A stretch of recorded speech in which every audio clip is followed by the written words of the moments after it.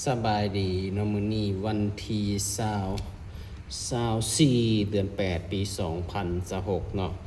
สิมาสอนสระภาษาอังกฤษเวลามันมี2โต3โตผสมกันแล้วมันจะอ่านออกเสียงจังไดเวลาเทียบกันกับภาษาลาวเฮาตัวที่1เนาะตัว A ตัว A แล้วมีตัวสะกดอยู่วางนี้มีตัวสะกดอยู่วางนี้มีตัวสะกดแล้วลงท้ายด้วยตัว e มันจะเท่ากับเสียงสระเอในภาษาลาวเนาะตัวอย่างว่า n a m e อ่านว่า name เนาะ name ตัวสะกดเป็นตัว m เนาะ name เนาะหรือว่า f a c e อ่านว่า fakes ตัวสะกดเป็นตัว c นี่ตัวกลางนี่เนาะ fakes fake แปลว่าซื้อfake แปลว่าหน้าเนาะ name นี่แปลว่าซื้อเนาะตัวที่สองที่เฮามักเห็นเนาะตัว A ผสมกับตัว I แล้วมีตัวสะกดมันจะเท่ากับเสียงสระเอเนาะตัว A ตัวนี้ผสมกับตัว I มันจะเท่ากับเสียงสระเอในภาษาลาวเนาะตัวอย่างตัว S A I และมีตัวสะกดตัว D นี่เนาะตัวสะกดตัว D อ่านว่าเศษเนาะเศษเศษนี่เป็นเวิร์บทรงสองของเซเนาะเศษแปลว่าได้เว้าเนาะเป็นเวิร์บทรงสองหรือว่า blend เนาะตัว B R A I N อ่านว่า blend ตัวสะกดแมนตัว N เนาะอันนี้เป็นสระเอเนาะเป็นสระเอ blend ตัว B กับตัว R อ่านออกเสียงตัวบอกับตัวรอหันรีเนาะ brain แปลว่ามันสมองหรือว่าสมองระดมสมองก็ได้เนาะข้อที่3เนาะที่เฮามักเห็นอีกตัว A ผสมกับตัว U จะเท่ากับเสียงสระอเนาะ ตัวอย่างว่า because เนาะ because อันนี้ตัวสะกดแม่นตัว se เนาะ se because มันจึงออกเสียงตัวสอbecause แปลว่าย้อนหยังเนาะนี่เนาะบัดนี้ตัวต่อมาข้อ C เนาะข้อ C ตัว A ผสมกับตัว U คือเก่าเนาะแล้วมีตัวสะกด3ตัวเนาะนำกัน G H T เนาะตัวสะกด3ตัวนี่เนาะเป็นสระออดเนาะตัวสะกด3ตัวนี่เป็นสระออดนี่เป็นสระอันนี้ออกเสียงตัวทอทั้งท้ายเนาะสระออดเนาะตัวอย่างว่า cord เนาะ cord เนาะG H T อันนี้คือตัวสะกดมันเนาะ cord เนาะแปลว่าจับได้เนาะเป็นคำกริยาเนาะ cord แปลว่าจับได้ หรือว่า taught T A U G H T อันนี้คือตัวสะกด taught เนาะ taught ก็คือการตัวอ่านกับตัวนี้เนาะ taught แล้วก็มีตัวดีตัวเสียงตัวทีทั้งท้ายเนาะ taught เป็นคำกริยาแปลว่าสอนได้สอนทิกทอดเนาะอันนี้คอดเนาะอันนี้คือตัว A ผสมกับตัว U แล้วมีตัวสะกดG H T เนาะเป็นสระออดเวลาเห็นในสายกันให้เทียบซะเนาะตัวที่5ลำดับที่5ตัว A เนาะผสมกับตัว Y เนาะตัว A ผสมกับตัว Y ก็เท่ากับเสียงสระเอคือกันกับตัว A ผสมกับตัว I อะไรเนาะเท่ากับเสียงสระเอในภาษาลาวเฮาตัวอย่างเอามาเบิ่งตัวอย่างตัว D A Y อ่านว่า day เนาะนี่เนาะนี่เนาะ day แปลว่ามื้อหรือว่าวันเนาะหรือว่าตัว M ใส่ตัว A Y เนาะก็อ่านว่า May เนาะ May ก็คือเดือน5เนาะบิ๊กบ่ออกเลยเนาะคือสิเบิดไว้แท้บิ๊กนี่เนาะเมเป็นจังซี่เนาะเมแปลว่าเดือน5เนาะบัดนี้ข้อ6เนาะข้อ6ตัว E ผสมกับตัว A เนาะตัว E ผสมกับตัว A ก็เท่ากับ2สระเนาะก็คือสระอิหรือว่าเป็นสระเอก็ได้เนาะตัวนี้เนาะเฮาเบิ่งตัวอย่าง เอาเบิ่งตัวอย่างS E A อันนี้บ่มีตัวสะกดเนาะอ่านว่า C เนาะนี่เนาะ C อันนี้เป็นสระอีเนาะ C แปลว่าทะเลเนาะนี่เนาะหรือว่า P A เนาะ P แปลว่าเม็ดมะถั่วในมะถั่วเนาะ P อันนี้เนาะก็ตัวเสียงอ่านมันกันนี่เนาะ P อันนี้เนาะ อันนี้ตัวต่อมาตัวข้อที่7เนาะตัว E ผสมกับตัว A ผสมกับตัว U 3 สระ3ตัวเนาะ E A U เนาะจะเท่ากับสระอิวในภาษาลาวเฮาเนาะเท่ากับสระอิวนี่เนาะสระอิวตัวอย่างว่า B ใส่ E A U อ่านว่า biu เนาะ beautiful beautiful แปลว่างามเนาะ beautiful แปลว่างามเนาะอันนี้ beautiful ตัวนี้ตัว E A U เป็นสระอิวเนาะนี่เนาะนี่สระอิวนี่เนาะ beautiful บัดนี้ข้อต่อมาเนาะข้อ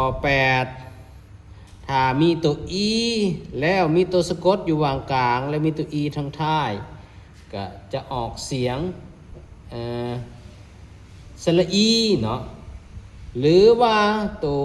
double E เนาะตัว E 2ตัวก็เท่ากับเสียงสระอีในภาษาลาวเนาะตัวอย่างว่าเท่ากับเสียงสระE เนาะตัวอย่างว่า S E E อ่านว่า C แปลว่าเบิ่งเห็นเนาะอันนี้เห็นเนาะ C หรือว่าตัว W ใส่ตัว E แล้วมีตัวสะกดตัว K อ่านว่า week เนาะ week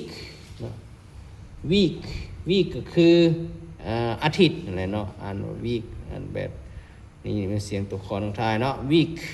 แปลว่าอาทิตย์เนาะอันนี้เนาะอันนี้ข้อ9เนาะข้อ9บัดนี้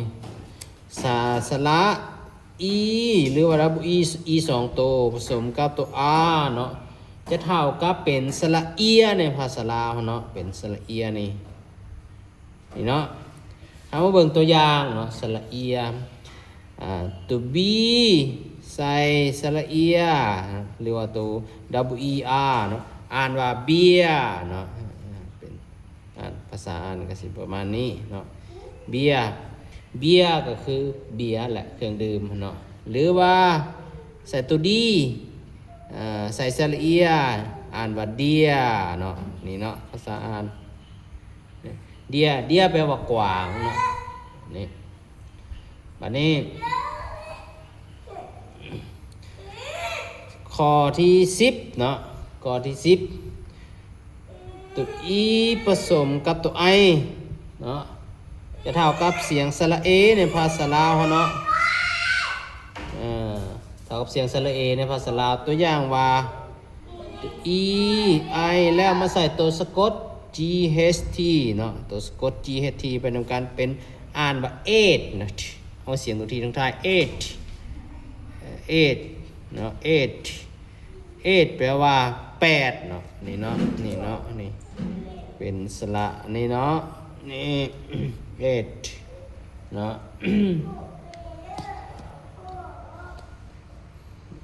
ตัวต่อมาตัวที่11เนาะตัว E ผสมกับตัว Y บัดนี้ถ้าว่าตัว E มาผสมกับตัว Y ตัว E ผสมกับตัว Y จะเท่ากับเสียงสระ A กับสระ E เนาะเป็นเสียงสระ A ก็ได้เป็นเสียงสระ E ก็ได้เนาะตัวอย่างว่า ตัว G R E Y อ่านว่าเกรเนาะตัวกอเกรแปลว่าสีเทาเนาะในกรณีที่ว่าเสียงสระอีเนาะตั ตัว K ใส่ EY อ่านว่าคีเนาะคีนี่เนาะคีแปลว่ากระแจนะเนาะ วันนี้ข้อที่12เนาะถ้าตัว I เนาะอันนี้ตัว I ผสมกับตัว A ตัว I ผสมกับตัว A จะเท่ากับเสียงสระเอียเนาะเสียงสระเอียเอามาเบิ่งตัวอย่างเนาะเสียงสระเอีย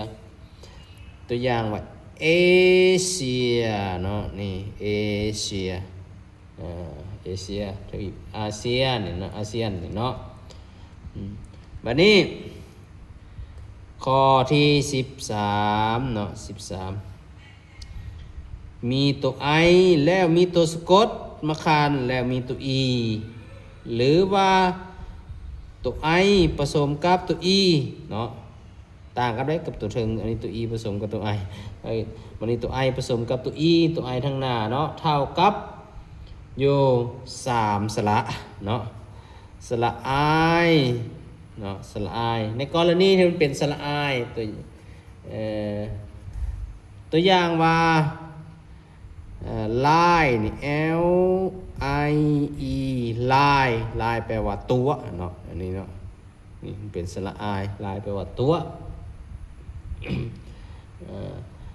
ถ้ากรณีที่มันเป็นสระสระ I แบบนี้สระ I มันเป็นมันเทียบเท่ากับสระ I นี่นะสระ I ตัวอย่างว่ามันเป็นสระ I นี่เฮาสิอ่านว่าให้บ่เนาะให้ H I N D ให้วิสิเนาะให้เนาะแปลว่าให้นี่แปลว่าเสื่องเด้อเนาะอันนี้เนาะมันต่าง